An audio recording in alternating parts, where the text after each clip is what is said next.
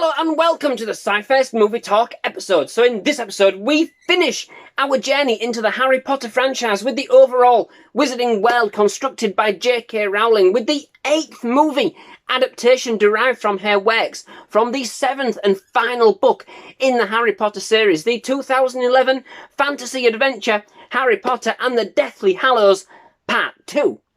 Directed once again by David Yates, who now takes the series on to its long-anticipated conclusion. The decision was made to split the last book into 2 movies to give it the attention to detail and love that it so deserved in order to end this epic series. And so indeed, this is now the epic conclusion chronicling the events of Rowling's climactic final showdown. Now, before I get started, and for one final time, I want to issue a disclaimer, as I have done for each of the movies in the Harry Potter franchise so far. I can't comment on the movie with respect to the books, never actually having read any one of them. Now, I'm beginning to wish I did, but I will be coming purely from the point of view of the movie itself and the overall Harry Potter franchise, rather than going into detail with regards to its closeness to the source material, of which sadly I am not remotely qualified to even attempt. But I think after reading everybody's comments that they've said, I think reading the books, needs to be one of my top priorities, I must admit. I do love the films though. I love film universes and how they expand, and this is certainly one of those style universes. So I can get Potter without actually reading the books to some extent, but I know that I think the books, from what everybody said, are a lot more vivid and a lot more fruitful, you know, a lot more engaging. So yes, I think I definitely add them to my list, most certainly. But without further ado, here we are at the end. So, following on directly from where we have left the characters at the end of the last movie, which told the first half of this story, of course, we catch up with the 3 protagonists we have followed throughout the entire series as they hunt down the last remaining Horcruxes, items of sentiment made by the Dark Lord Voldemort, as played by Ralph Fiennes, in an effort to split his soul so that he may live forever. Harry Potter, as played by Daniel Radcliffe, and his 2 best friends, Ron Weasley and Hermione Granger, as played by Rupert Grint and Emma Watson, respectively, risk everything to hunt down the last remaining items needed to destroy Voldemort for good, and just, and come across a truth that may just unlock the key to everything. As Voldemort's ravenous onslaught for Harry continues, the trio's quest for the Horcruxes lead them back to where it all began, back to Hogwarts School of Witchcraft and Wizardry, where Voldemort lays siege in one final and epic showdown. In this all-or-nothing high-stakes finale, Harry and his friends, the school faculty, those who remain of the Order of the Phoenix, and indeed the school itself, stand their ground against Voldemort and his followers, the Death Eaters, accumulating in one explosive and confrontational showdown for the very fabric and being of the wizarding world. So, for the whole day I had planned to watch this, I was literally bouncing on cloud 9. I really couldn't hold back my excitement. After watching the previous 7 films back to back, it really felt like just such a climax to be watching this last installment of the Harry Potter franchise.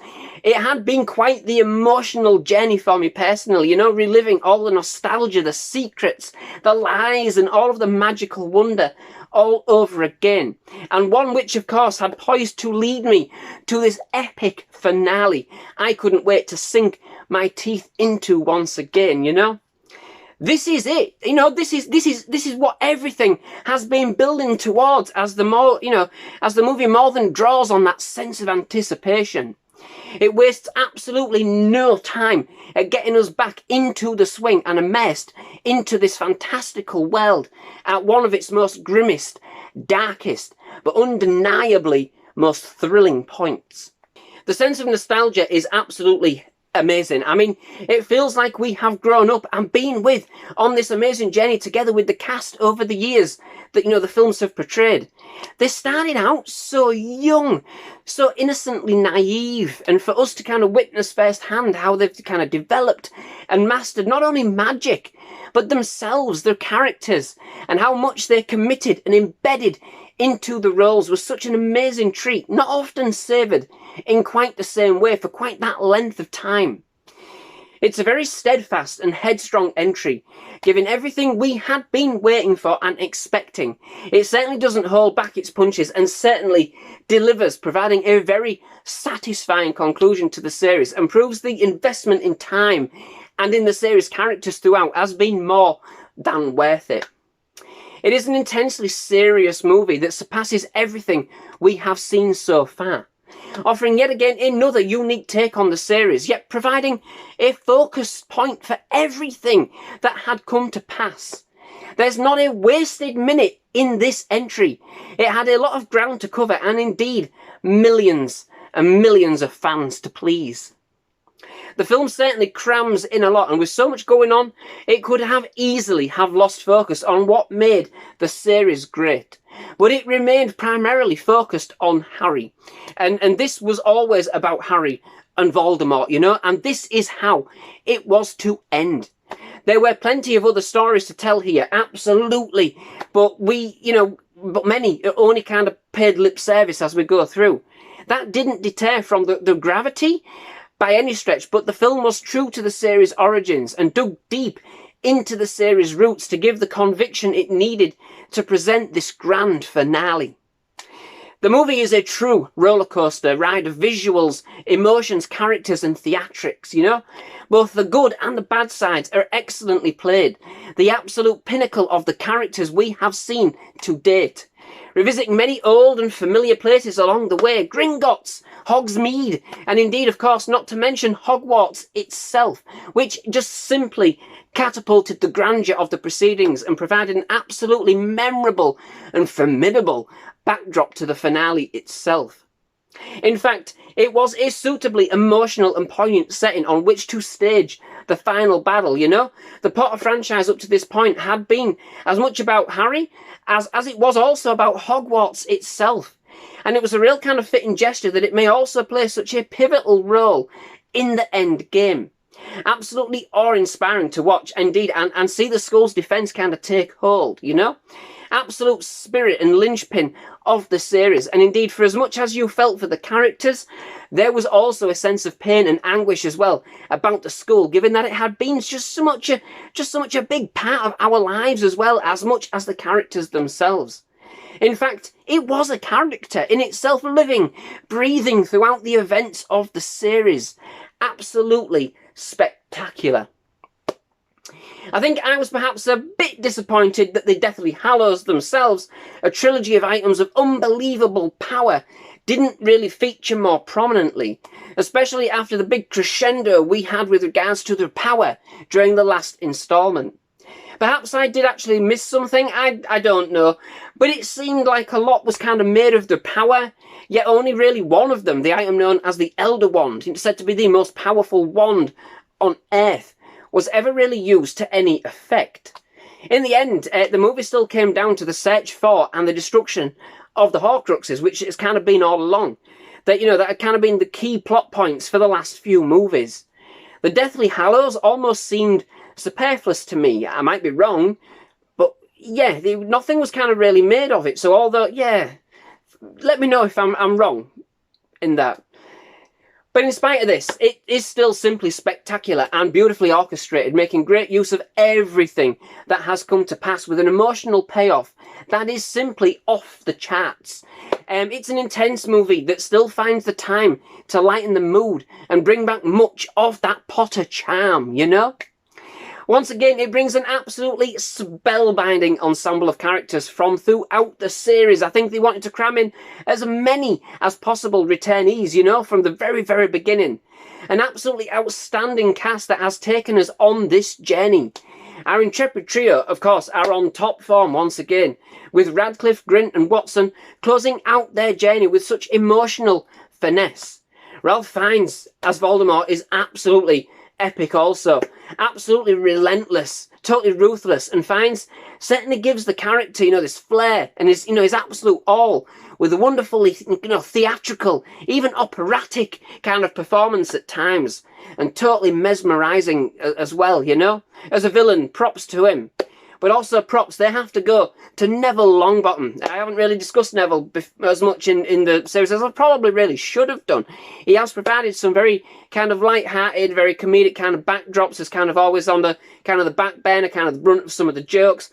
But his character's kind of been subtly progressing throughout the series and really kind of comes into his own here, you know, with kind of an emotional kind of backdrop as well, but taking charge, you know, and seizing the moment, proving that Harry's legacy will live on no matter what, and that the spirits of Hogwarts kind of embiggens us all, you know. And indeed, it certainly is one of the roles with the biggest heart, the one, you know, the most emotional connection and endearing moments outside of the main trio. Definitely bold and more than courageous.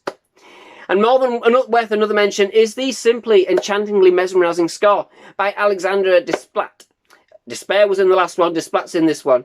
Who once again returns with the magic and inspiration as he indeed brought to the table with his take on the franchise as he debuted in the last movie. The first part of this duet, as it were. Wonderfully enchanting once again, and frantic and bold, but deeply moving when called for. Definitely a heart-pounding score, you know, with plenty of moments to kind of pull at our heartstrings as well. Overall, this was an engrossing film, if you couldn't tell, on a scale like nothing else seen in the franchise to date. An absolutely brilliantly fitting tribute to the events of the series and to the wizards and witches everybody has become. Certainly poignant and cutting deep, especially given everything we had been through with these characters over the last few years. It was certainly an emotional journey in more ways than one. I was more than fighting back the tears at certain points, you know? Not just at the gravity of the movie itself. You know, its heart-wrenching and moving moments, of which there are plenty, you know? But also, as we had come so far with these characters, it kind of marked the end of an era, you know, of sorts. There is not one wasted minute here at all. Everything is connected to the most pertinent events of the franchise and has been from the very start. It was thrilling to know, you know, there had been this kind of grand master plan throughout, and more that kind of uplifted the atmosphere of the movie. There's a lot of characters. There's a lot to get through, and not all of them get the screen time that you would hope or that they really deserve. But it tries its best to bring as many faces, locations, and elements from across the entire franchise back for one last epic showdown, which all accumulates in one wonderfully humbling, charming, and outright sentimental ending that brings back some of John Williams' fantastic themes and even, dare I say, a little of that Columbus magic. So, that brings me to the end of this episode. Many thanks for watching. I do hope you've enjoyed it. If you have, please leave a like. Please do hit that subscribe button for more movie reviews, trailer reactions, and other movie-related content. Absolutely loved having you here at SciFirst Movie Talk, and definitely love to have you back. Most of all, just thank you very much for watching. Goodbye.